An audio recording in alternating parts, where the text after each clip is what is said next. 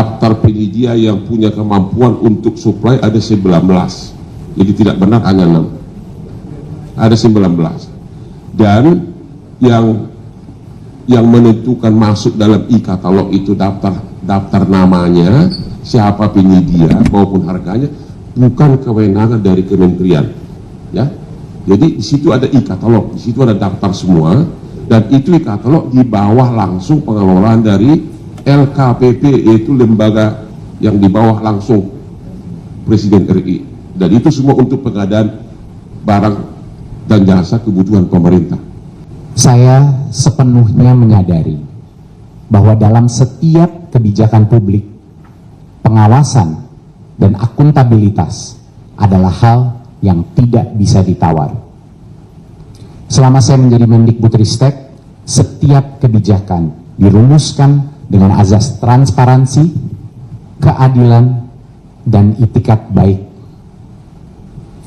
Untuk menanggapi proses hukum yang saat ini tengah berjalan terkait pengadaan laptop Chromebook, saya menyampaikan hal-hal berikut. Saya menghormati dan mendukung sepenuhnya proses hukum yang sedang berlangsung. Ada masalah keadaban digital dalam kehidupan kita. Sekarang ini ada istilah baru namanya buzzer. Dan buzzer itu ditambah dengan buzzer RP, kira-kira begitu. Yang ternyata untuk menjadi buzzer itu ada angkanya. Kalau ingin mengerahkan 100.000 buzzer, maka berapa yang perlu dikeluarkan biayanya? Penegakan hukum yang adil dan transparan adalah fondasi negara yang demokratis. Saya siap bekerja sama dan mendukung aparat penegak hukum dengan memberikan keterangan atau klarifikasi apabila diperlukan. Saya percaya bahwa proses hukum yang adil akan dapat memilah antara kebijakan mana yang dijalankan dengan itikat baik dan mana yang berpotensi menyimpang dalam pelaksanaannya. Saya, Nadiem Anwar Makarim, dalam kapasitas saya sebagai warga negara Indonesia yang memiliki hak dan kewajiban terhadap undang-undang dan hukum yang berlaku. Melalui kesempatan ini, saya hendak menyampaikan pernyataan sehubungan dengan dugaan korupsi program digitalisasi pendidikan pada saat saya menjabat sebagai Menteri di Kemendikbudristek. Dan hal itu sudah dilakukan pemeriksaan oleh BPKP dan menyatakan 90% lebih laptop ini terpakai, ya, untuk daerah.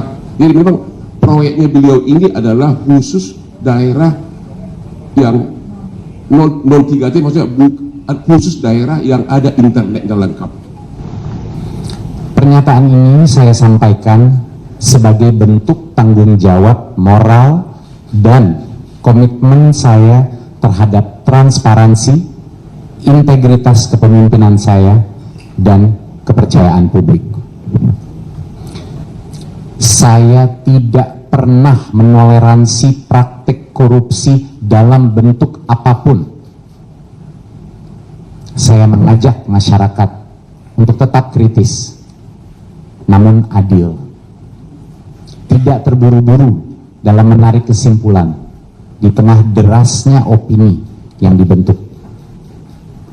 Saya percaya masyarakat Indonesia berhak mendapat kejelasan dan keterbukaan. Saya berkomitmen untuk bersikap kooperatif demi menjernihkan persoalan ini.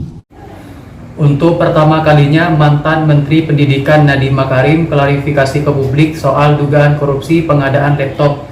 Dia menampik semua tuduhan itu, dan menurut Hotman bahwa pengadaan laptop Nadiem tak ikut campur, semua diatur oleh Presiden Jokowi kala itu. Sementara tentang adanya narasi Nadiem DPO, dia juga menampik bahwa Nadiem siap berkoordinasi, tahu kan kemana arahnya, seret penanggung jawab yaitu Presiden kala itu. Bahkan Menteri Pendidikan Prabowo juga sindir pedas Jokowi. Bagaimana menurut pendapat kalian? Coba tulis di kolom komentar.